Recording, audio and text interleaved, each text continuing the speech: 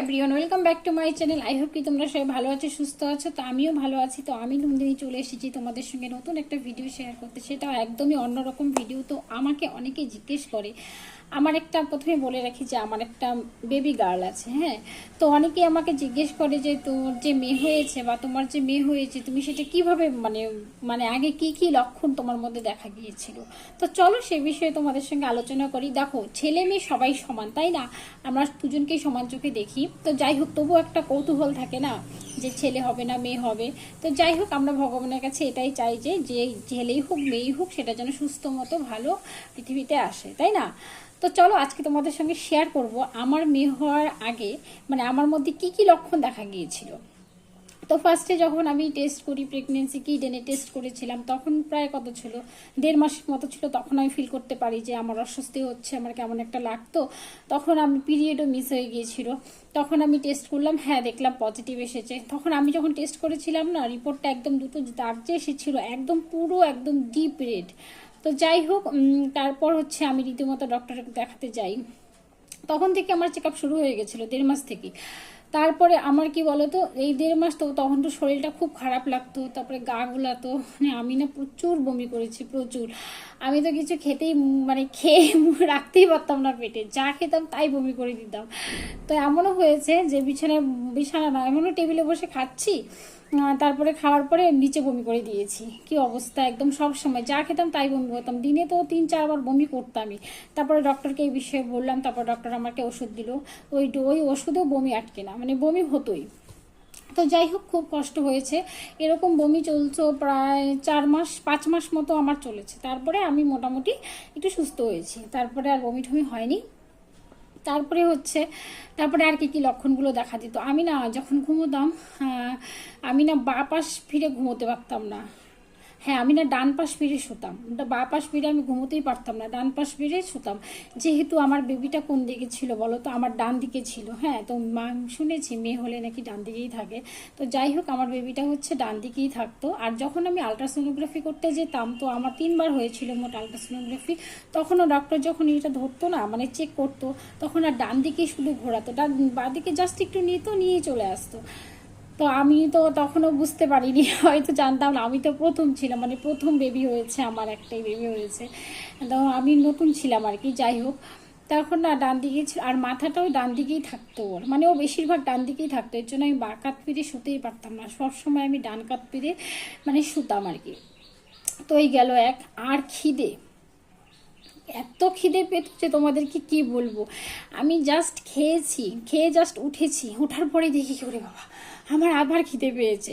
তো এমন করতাম, তো আমি জাস্ট খেতেই থাকতাম, একটু পরে পরে খেতাম আর খেতাম, কিন্তু প্রচুর খিদে পেতো আমার, কিন্তু খুব একটা ভালো লাগতো না খেতে, কিন্তু খুব খিদে পেতো। যাই হোক, আমি তো জল দিয়েও ভাত খেয়েছি জানো, পেটটাকে তো ভরাতে হবে, এত খিদে পাই কী করবো, তরকারি টরকারি খুব একটা খেতে পারতাম না। তো জল দিয়েও ভাত খেয়েছি, অনেক দিন খেয়েছি এরকমভাবে। তো যাই হোক, এইভাবে তো কিছুদিন কাটলো। তারপরে যখন আমার 5 মাস থেকে আমার বেবি মানে কিক করতো আর কি, হ্যাঁ, তো তখন থেকে আমি ফিল করতে পারতাম যে ও নড়াচড়া করছে বা এমন কিছু। তার আগে অত একটা ফিল করতে পারতাম না। তারপরে কি হতো বলো তো, তারপরে যখন 5-6 মাস এইভাবে চলে গেল, যখন 7 মাসে পড়লো, তখন না বেবি তো পুরো একদম ঘুরছে, মানে সারা পেট জুড়ে আমার একবার এপাশ একবার ওপাশ। আর যদি আমি শুতাম, এত নাড়াচাড়া করতো যে কি বলবো, মানে কি পেটে এইভাবে উঠেই আসছে। তো এমন একটা মানে করতো আর কি, খুব নড়াচড়া করতো। আর আমি শুনেছি মেয়ে হলে নাকি পেটের মধ্যে বেশি নড়াচড়া করে, আর ছেলে হলে নাকি কম নড়াচড়া করে। তো ছেলেরা নাকি শুধু কিক করে, আর মেয়েরা অনেক খুব মানে সারা পেট জুড়ে ঘোরাঘুরি করে। তো আমার ক্ষেত্রে তাই হয়েছে, ও খুব নড়াচড়া করতো। তারপরে এমন করতে করতে তারপরে অনেক দিনই চলে গেল, 7 মাস প্রায় পেরিয়ে গেল, 7-8 মাস 9-10 মাস সব সময় ও খুব নড়াচড়া করতো। তো আমি যখন শুতাম, চিত হয়ে যখন শুতাম, তখন তো বিভৎসভাবে নড়াচড়া করতো। আর যখন খিদে পেত তখনও খুব নড়াচড়া করতো। আমি এটা শুনেছি যে মেয়ে হলে নাকি বেশি নড়াচড়া করে। তারপর আরেকটা যেটা হয়েছিল লক্ষণ, সেটা তোমাদেরকে বলি, শেয়ার করি। আমি দেখতে খুব সুন্দর হয়ে গেছিলাম, মানে দেখতে। আর ছেলে হলে নাকি দেখতে খারাপ হয়, অনেকের মুখে শুনি, আগের দিনে বয়স্ক লোকেরা আছে না, ওরা বলে যে ছেলে হলে নাকি দেখতে মানে খারাপ হয় মায়েরা। তো আমি না খুব সুন্দর হয়ে গেছিলাম, তো আমাকে না দেখে অনেকেই বলতো তুই এত সুন্দর হয়েছিস, তোর মনে মেয়েই হবে। তো যাই হোক, কিন্তু এটা ভুল ধারণা। আমি অনেককে দেখেছি, অনেক মাকে দেখেছি যাদের ছেলে হয়েছে কিন্তু দেখতে খুব সুন্দর হয়ে গেছিলো।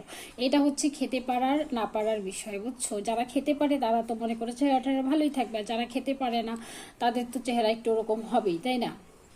খারাপ হবে, শুকিয়ে যাবে, রোগা হয়ে যাবে, তখন তো দেখতে বাজে লাগবে। আর আমি খুব মোটাসোটা একদম হয়ে গেছিলাম, আরও মোটা হয়ে গেছিলাম। তো যাই হোক, এই গেল একটা লক্ষণ। তারপর আরেকটা লক্ষণ কি ছিল বলো তো? এই যে আমাদের নাভির তলা থেকে যে একটা মানে ব্ল্যাক একটা, যারা এখন প্রেগনেন্ট আছো তারা হয়তো দেখতে পারবে, বুঝতে পারবে, ব্ল্যাক একটা এরকম দাগ আছে।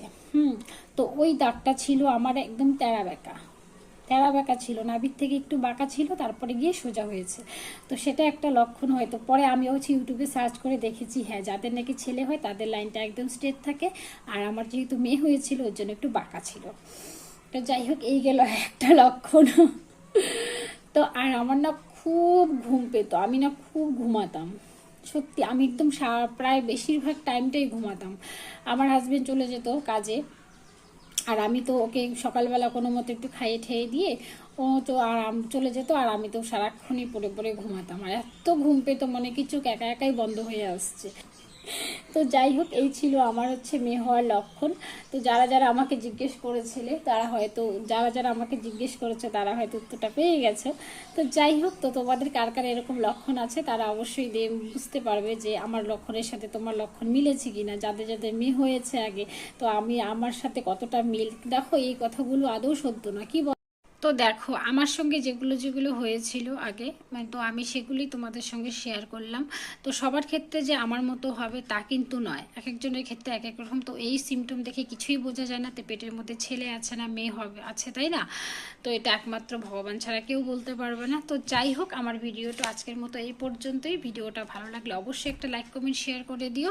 তো চলো আজকের মতো বাই, টাটা। আরও যদি কিছু জানতে চাওয়ার থাকে তোমরা অবশ্যই আমাকে কমেন্টে বলতে পারো, আমি তোমাদেরকে রিপ্লাই দিয়ে দেবো। তো চলো আজকে বাই, টাটা।